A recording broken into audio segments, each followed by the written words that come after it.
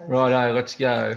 Just as we start this presentation, we were out riding the trail today, and we're very pleased to see a lot of people out there sharing the trail with us. And Gombani in Rosewood was overrun again with cyclists having lunch. But the more important and exciting point for us is that our Tumbarumba counter, if it didn't go over 11,000 today, it will early tomorrow morning. So we're very pleased with that. We've had 1,000 people on it in the last week. And it's growing. We had 2 groups from the ACT last week, one group of 70, another group of 30. They stayed for the whole weekend, so they left an enormous amount of money in the district. And we're so pleased to see that the border's been opened for a lot of people now out of Victoria, and we're definitely looking forward to welcome the Victorians to come and ride our trail. Okay.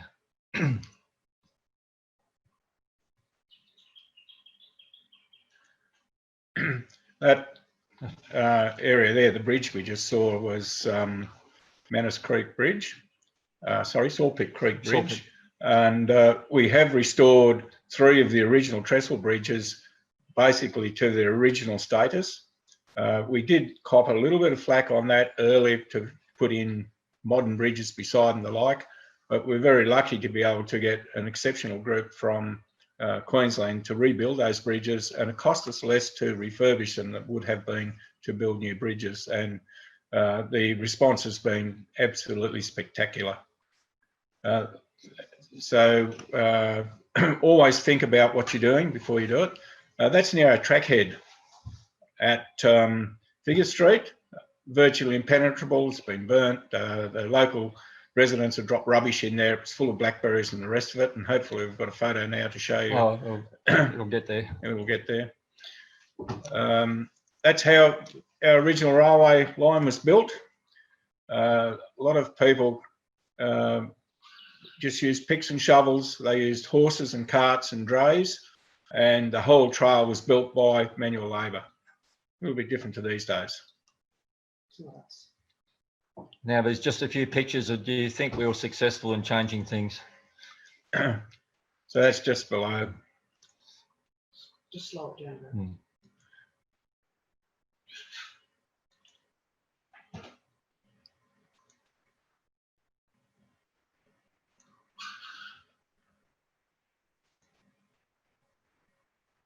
I was just told there, Grant, back. There's some pictures of that later too. We do have history boards. With our cooperation with the Tumbarumba Historical Society, with Ron and Kath Frew, we've created a series of history boards along the corridor, and they are used. People just love pulling up and reading them. And this particular one is at Glenroy siding, and you can see the dilapidated old siding on the right-hand side. The Tumbarumba men's shed have nearly finished totally restoring that siding. We're also building a shelter there and placing toilets and a bike pump station at that area, and they'll be put in shortly. That's the Manus Creek Bridge. That's the biggest of our bridges. And as you can see on the top left-hand photo, what it did look like, and now with our clearing and reconstructing the pylons, etc., to the original style, we have an exceptional bridge that has a carrying capacity of 15 tonnes. And we've also created, you can see in the bottom picture, some earthworks there. We've created a viewing area where that will be sealed and fenced, and there'll be a picnic table there for people to actually view the construction. And that's what it was to what it is now. That's what we call Bridge 6. That bridge was actually donated by the Hine Timber Mill, which is just across down the road from there. And they used laminated timbers in the decking, and they actually provided that bridge as a donation to our rail trail. That's this area. We have used overpasses wherever possible to alleviate problems with our adjoining landholders, and they have proven extremely successful. And so the top is a trough in the middle of the paddock. Now we've got an overpass, and that is a joint use overpass on a boundary between 2 properties, and both property owners can use that overpass to move stock and plant equipment across the trail. One. And That bridge is Bells Creek Bridge, which is closer to Rosewood. And once again, you can see the restoration work that was done on it, and it's proven very successful. We have a problem here, and it's been ongoing. You'll see the fence is up close. That was an agreement between our local mayor and the landholders, and we're fighting to get that changed because the actual corridor isn't like that. And it's got barbed wire on the top where they've tried to put some pipe on the top of the fence to protect from the barbed wire, but the barbed wire is still behind it, and it encourages people to pull up and grab that pipe, and directly behind is barbed wire, which will go straight through your hand. We've also put electric fence wire inside the rail trail, and that has to be removed. Part of the trials and tribulations of working with people that have no experience in the field. That's just near Rosewood. So that's on the in the urban area of Rosewood. As you can see, it was pretty dilapidated, and now we've got this beautiful trail going through there, which is cleared of all blackberries and debris. These gates were the original railway gates for the road crossings, which we found in a local farmer's yard, and he's donated them to us, and the men's shed totally restored them. And we now have 6 gates out on the rail trail that have been restored for people to view. And that's the photo I was talking about earlier near the trackhead at Figure Street, before and after. And once again, that's at Worsley Park, where there used to be a butter factory and quite a large village, and there's just one chimney left there, and we've created a viewing area for that.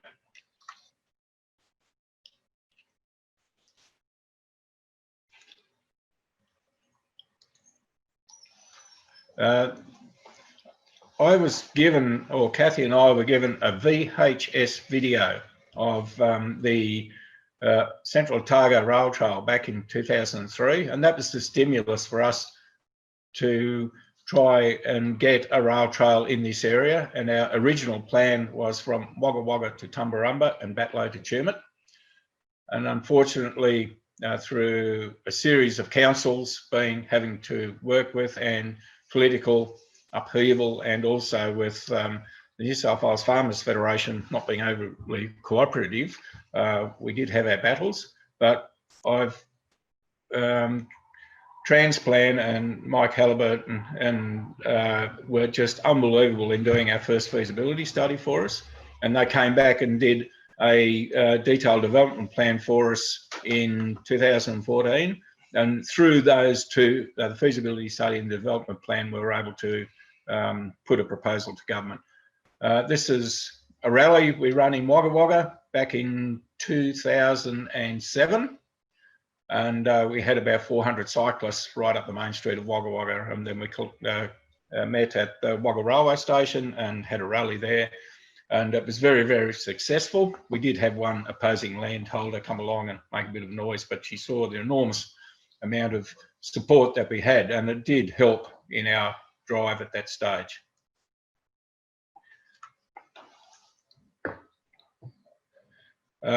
We did get support from the Transport Minister in 2011 if there's significant community support. Now, the Farmers Federation tried their darndest to dispel that, but we just kept working behind the scenes and working with the local community, and specifically with our local council, the Tumbarumba Shire Council then. And we had Tony Beckett, who I think is listening online today, as our deputy mayor. He took it up as personally to make sure that he got the support of the local council in Tumbarumba. And through that, we were in a position through the advent of Rail Trails for New South Wales being formed, which gave us the opportunity to present ourselves to Parliament. And I think that really was the turning point for us, because 99% of the politicians in Parliament in New South Wales knew nothing about rail trails. And I can tell you specifically that after we were up there and spent our time with them, 99% knew about rail trails. In that time, we downsized the whole project just to Tumbarumba to Rosewood, 21 kilometres instead of the 135 Wagga to Tumbarumba and the 30 odd from Batlow to Tumut. that gave us one council area, which made it a lot easier to work with. Do you want to talk about that? Yeah, the detailed development plan done by Transplant and Halliburton was in 2014, and we had one of our members of our Tumbarumba Rosewood Rail Trail Committee personally go around and canvass all of the business houses that we could find within the district, not just in the main street of Tumbarumba, all businesses in the area, and there are 151 businesses that were canvassed, and only one was against the trail, and there were 2 or 3 that were sitting on the fence simply because the fact that they didn't want to be seen as supporters because of a backlash from some of their farmer customers. But basically, we did very well there. That's a photo with this, our first meeting with Gladys. We've had plenty more. We also had the great support from a local member, Greg Applin, who is this bloke here.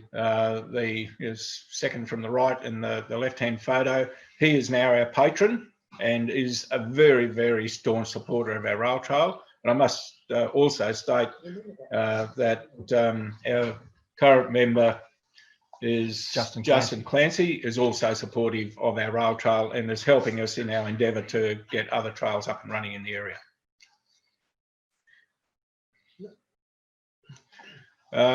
There were no, the state government came up with the idea of looking for a proposal for rail trails, but nobody had anything done. So through Grant Harrison, our Economic Development Officer then at Tumbarumba Shire Council, and a few others of the committee, created an unsolicited application to the New South Wales government for funding for a rail trail, and that unsolicited application turned out to be the template for applications for rail trails, which Northern Rivers and ourselves put in. So we're pretty proud of that one.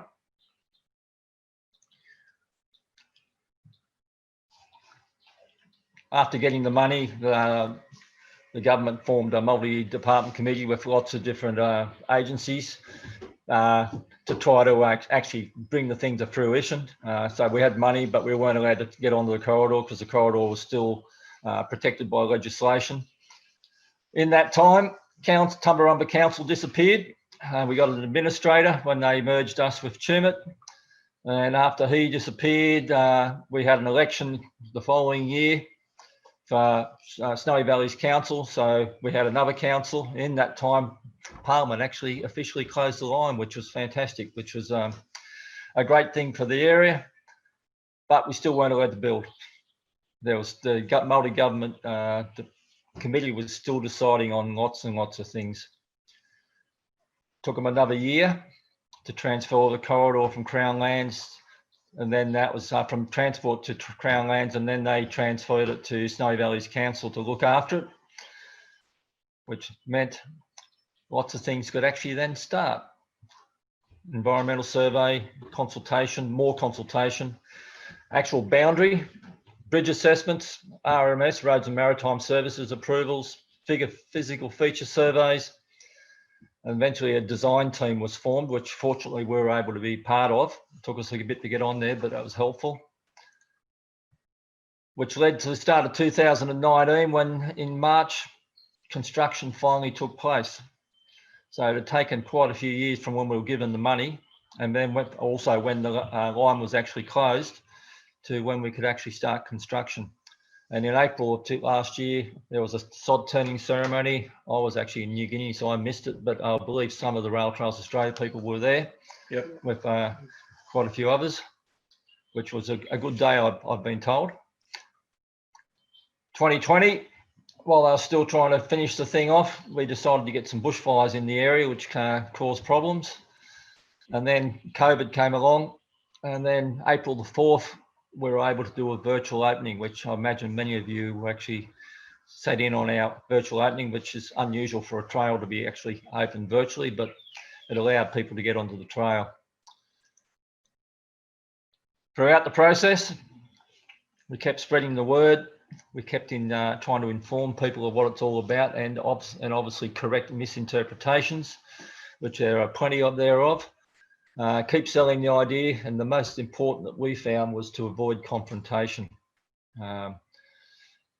Unfortunately, some areas do get involved in confrontation and they get sidetracked from the actual what they're actually trying to do.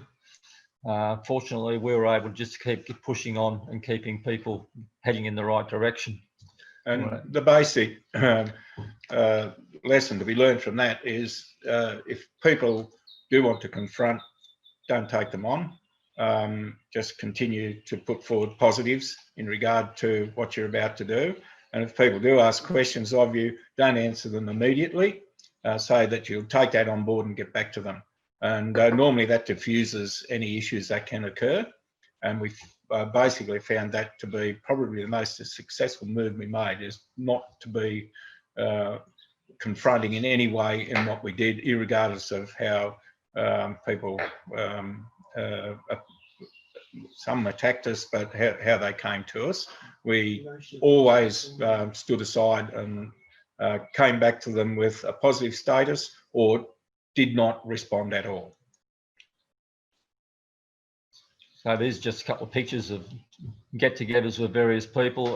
The bloke here in the left-hand picture on the left is former Premier of New South Wales, Barry O'Farrell, and the bloke beside him is our former Mayor of Tumbarumba Shire, Ian Chaffey, and the bloke on the right there is our former local parliamentarian, Greg Applin. And there was plenty of news broadcasts from various channels.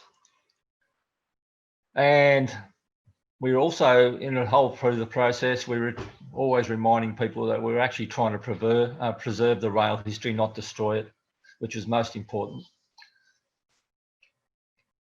Turning the sod ceremony, some of you might find yourselves here. Just a couple of pictures.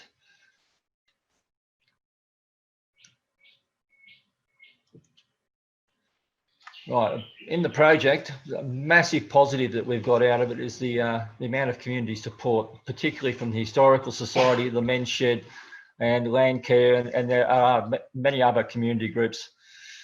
A lot of us are actually involved in the Historical Society as well as the Men's Shed, as well as the Rail Trail Committee. But all those groups did heaps of things. These are just a few pictures of things that those various groups have done. So this is at Figure Street, which is at the Tumbarumba end of the trail, our history boards. We found an old crew barracks about 5 kilometres away in a farmer's paddock. He wanted to upgrade his shed. He wanted to get rid of it. He was going to destroy it, but he offered it to us for nothing. So Historical Society and Men's Shed and committee members and some council employees at the time helped move it, paint it, repair it, etc. Here's some of the things Men's Shed have done. We found the Tumbarumba sign and the Rosewood sign in paddocks. The Tumbarumba sign had been in a paddock for a good number of years, at least 20 years, put aside for a rainy day. So we managed to get hold of those. We refurbished them. They're now back, not where they actually originally. Rosewood is pretty close to where it was originally. The Tumbarumba one is about 400 metres from where it used to be, but they're features. Inside the hut, we've got pictures of the construction. The one picture on the right, Ladysmith Tourist Railway. They donated some bits and pieces back to us, including the 404 mile sign and the Wolseley Park station sign, which was great. Here's the Men's Shed doing various bits of work, and on that bench in front of them is tons of things from the old gates. And there's some of the work that was done. So they were completely dismantled. Every bit was fixed up. There's the 404 sign back on a post. So, gates going in. Some of the work the Men's Shed did at Wolseley Park. And tables. This is the refurbishment going on at Glenroy Station. This will be finished, or most of the woodwork will be finished on Tuesday, and then the backfilling will take place thereafter. Lots of trees have been planted by Landcare. That's a great photo of all ages helping. More plants being put in, the picture on the left, Landcare groups cleaning up the area. More trees being planted. We planted 600. over 600 plants. I'd actually be more than that, it'd be 800. We did 600 in one day, there's 200 another day. Groups working. Out of the whole thing spawned a mob called Cycle Tumbarumba, which Owen and I are both involved in, which is more cycle for the whole area. They've developed lots of mountain bike tracks and involved students from local schools in shuttle days and run social mountain bike series, and also provide road cycling areas as well as the rail trail. Part of that, they managed to get some funding. We've now got a pump track in town, and they've got money for a kids' bike playground, or where they learn how to ride bikes and obey road signs. That'll be going in later this year. And they run days where they help little kids do all sorts of things.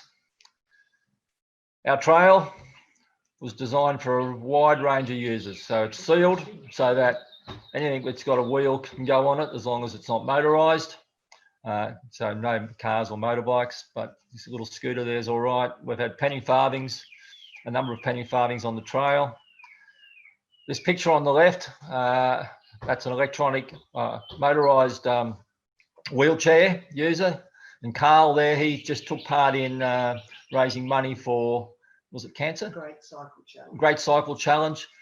He aimed to do 50 Ks on the trail. I think he did a lot more than that. So he's with his carer there. Picture on the right, a couple there. Lois is restricted to her little mobility scooter, and her husband Graham on the left decided to buy himself a bike, and they get out in the trail regularly, which is great to see. Kids, lots and lots of kids on the trail, mums and kids, dads and kids, whole family groups. Recumbents, another penny farthing, another mobility scooter, and I was after a picture of a pram. I've seen lots of ladies with prams, but I finally found one day just as I was coming back, and they're just off to the side of the trail enjoying the afternoon. A lot of women use it to take their kids for a bit of a wander, especially at the Tumbarumba end. Here's a little balance bike. And surprising to us is that there's a number of people who are walking it. To think you'd walk from Tumbarumba to Rosewood, or Rosewood to Tumbarumba, which is 21 kilometres, but the number of people who have walked that is amazing. And today we were on the trail, Owen and I, and there was, Yes. and our wives, there was 6 or 8 people walking, which is fantastic. More kids riding on the left-hand side. We had snow earlier in the year, and this brave soul, she walks every day. So why let a little bit of snow stop you? Family groups. You want to talk about the special solutions? These are our cattle grids. We offered all of our farmers overpasses and underpasses, but some of them didn't want them, and we weren't prepared to have gates that people had to open and close. So we designed these cattle grids. So it's a Tumbarumba Rosewood Rail Trail Committee design.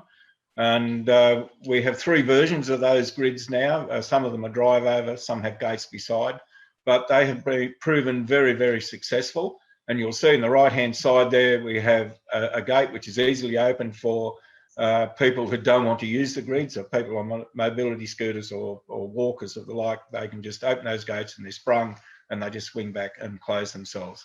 And the left-hand side is the access gate for service vehicles. But on the right-hand side there at the moment, it doesn't look like it's sealed. That's the case, but there's still some sealing to go. And when the sealers come back, they'll actually seal that access walkway. So it'll be easy for people to use the small gate. That's a drive over. That's a drive over grid.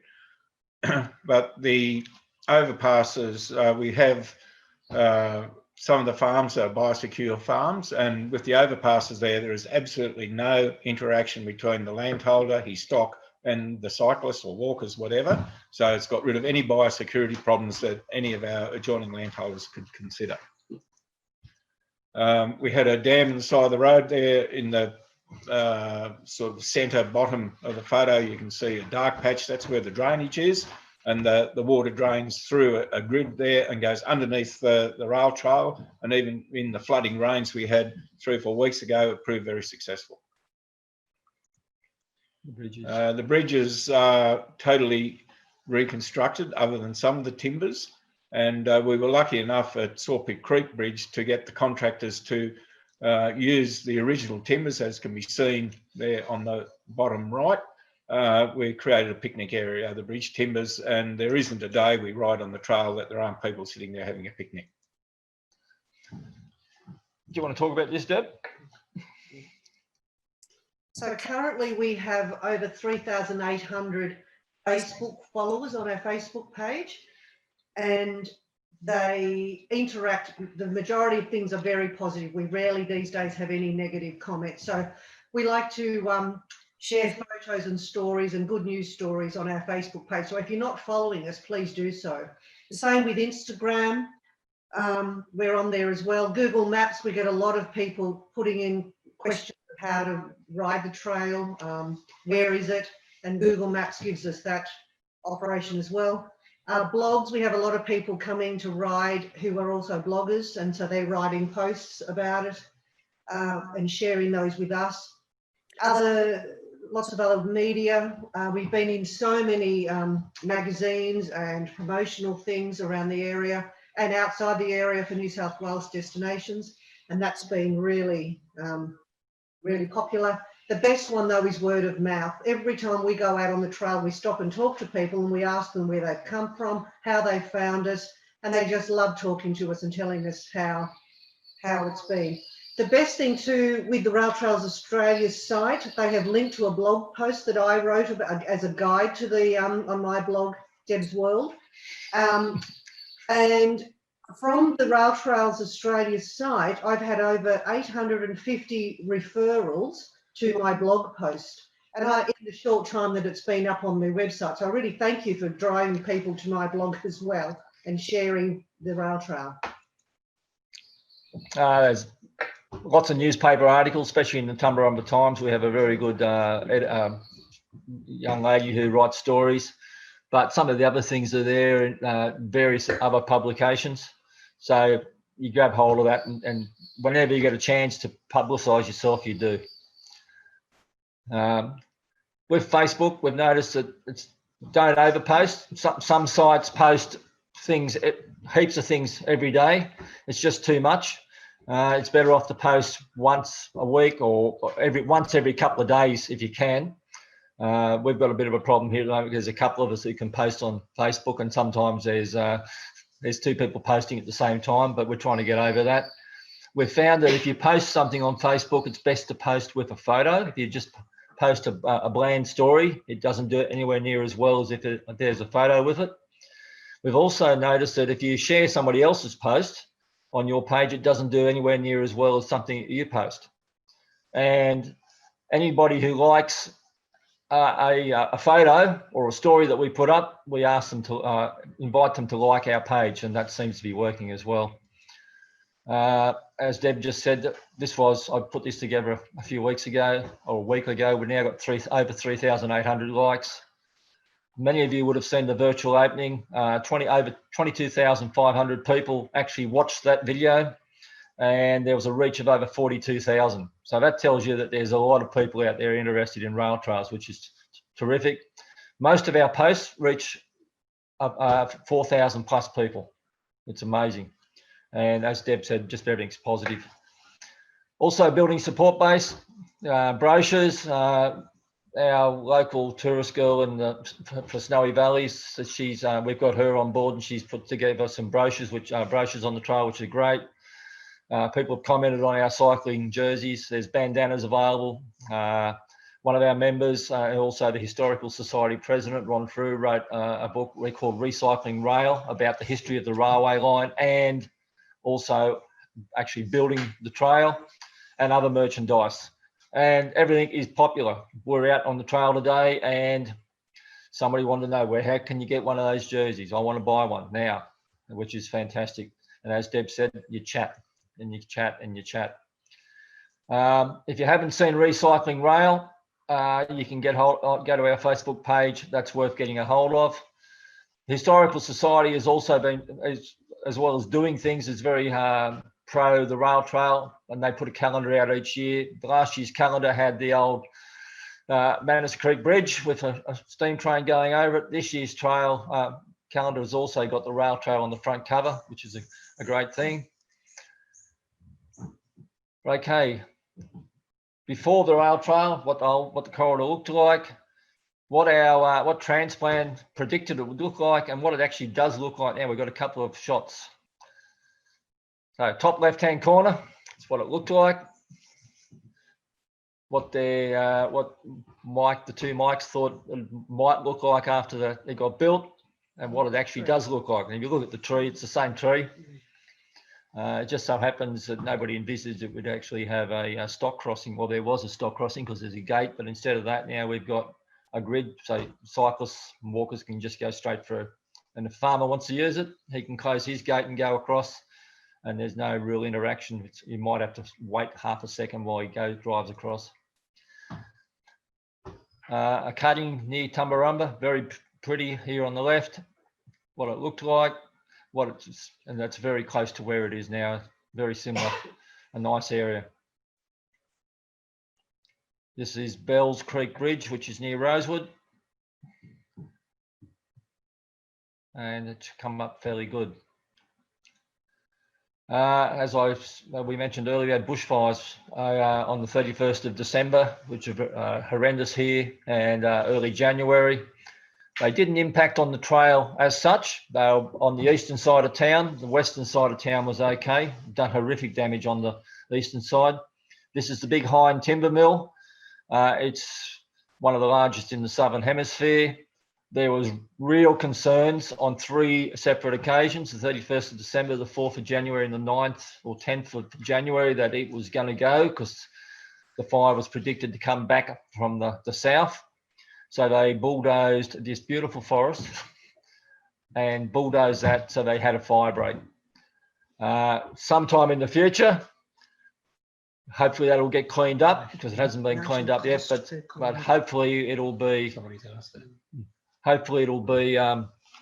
replanted to some degree in the future. So that's how, unfortunately, the fires affected us, although they did affect construction because there's just so much damage in the area and so much work to be done just to clear roads to get in and out and all that sort of stuff. So resources went all over the place.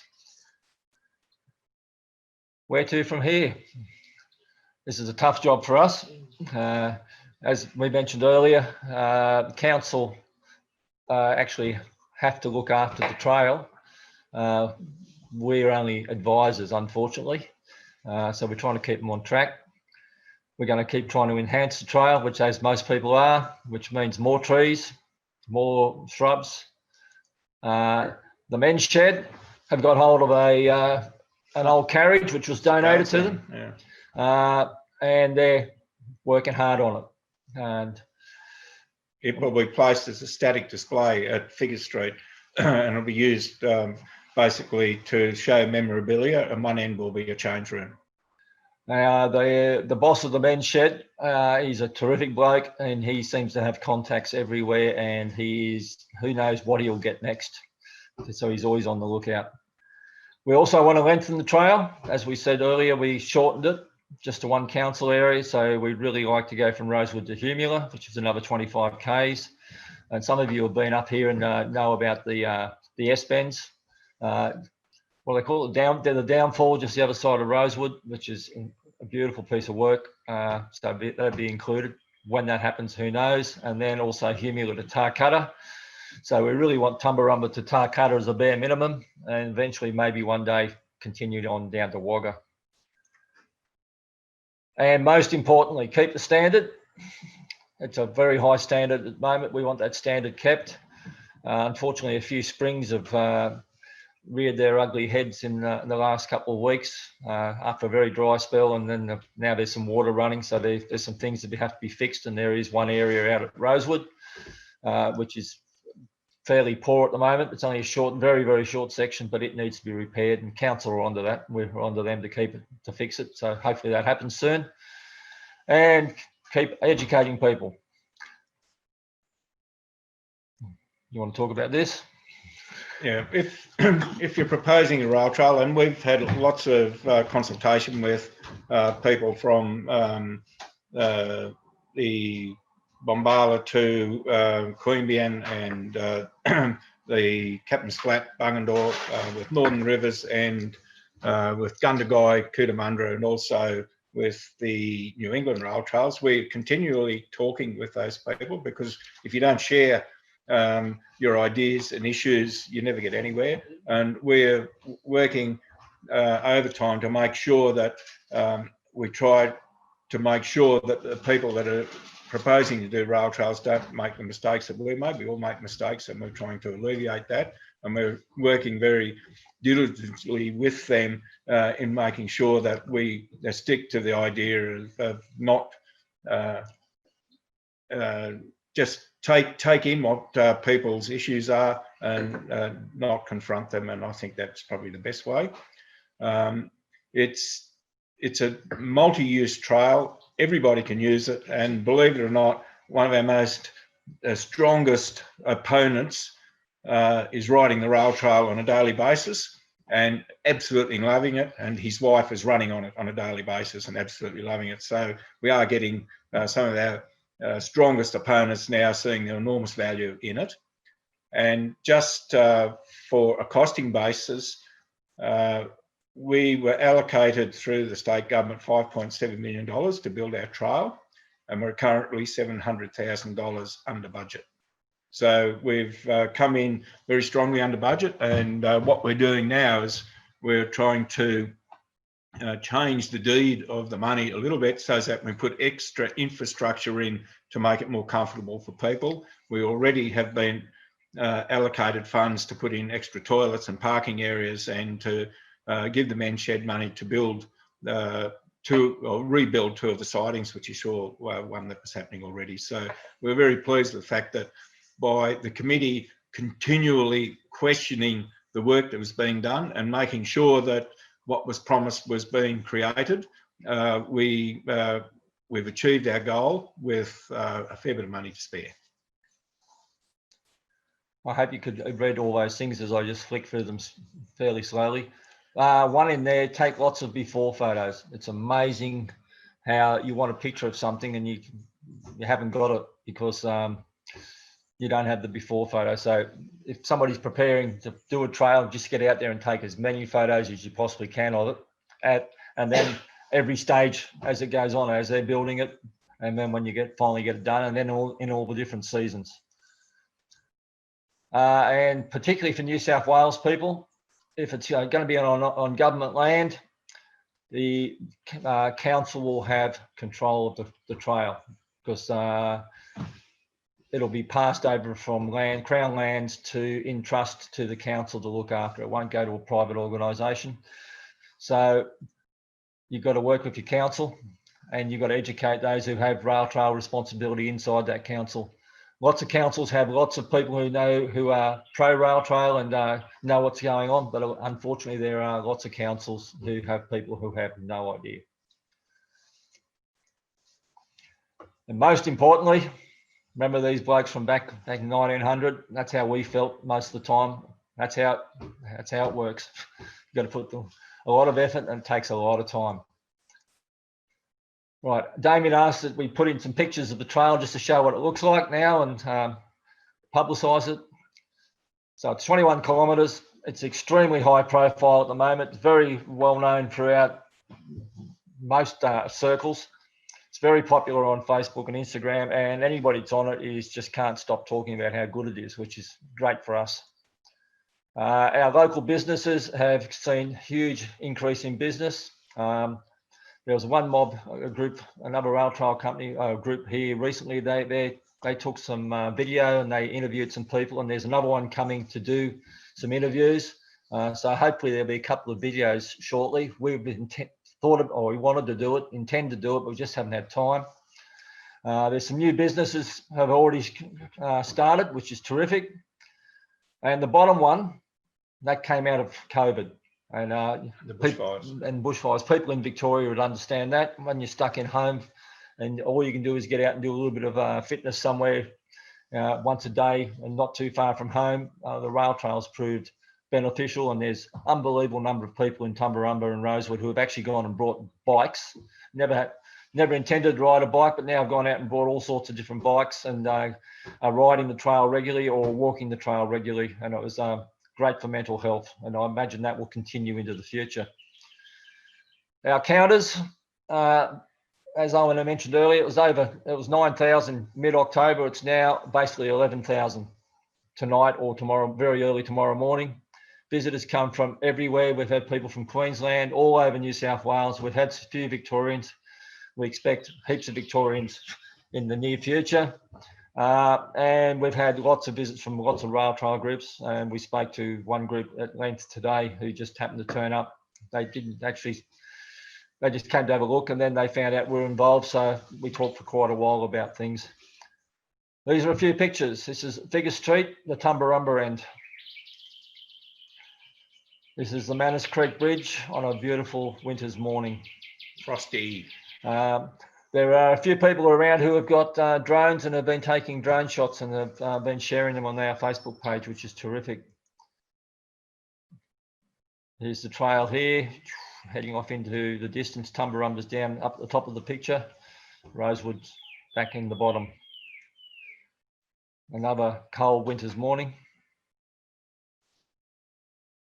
This is where it crosses the main Wagga to Tumbarumba Road.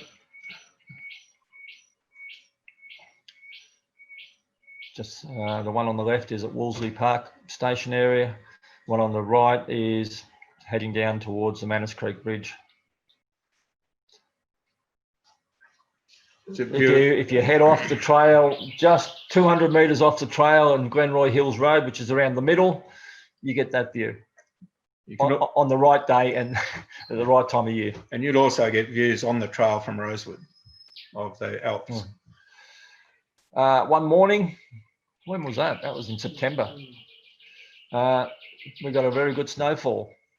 So what do? Take your bike out and go for a ride. Lots of wildflowers on the trail at the moment, and those who are into wildflowers are having a great time. The garden club had a big garden display last weekend, and to publicise it on the outskirts of town, they decided to use some bikes. So they embracing the rail trail, and and they had scarecrows, but they actually embraced the rail trail with scarecrows there at the entrance to town. Rosewood Public School is basically on the trail. There's a couple of paths that link it. They now are doing school sport. They've made sure every kid's got a bike. And they've been doing training on how to ride properly at school. And this week they actually got on the trail and took all the kids out on the trail. The younger ones stayed close to Rosewood. The older ones went to Tumbarumba, and some of them managed to ride the 21 Ks, which was terrific. Any rail trail should be pushing this with their local schools as much as they can. Another great aerial shot. The Manners Creek Bridge again. That's Owen at the very left of this picture, heading up. That's Owen and I one morning. We didn't realise that the bloke had a drone until later on. That's us on Bells Creek Bridge. Owen's put a lot of time into this trail, and he and I went put in a lot of chairs for the men's shed, and he's just savouring the moment, which anybody who's put time into trying to get a trail up would appreciate. Come and visit us. We're having a family fun day. We tried to have that in April this year. We tried to have it in September this year. We're going to try to have it on the 10th of April next year. There's a few people with photo credits. I think that's it.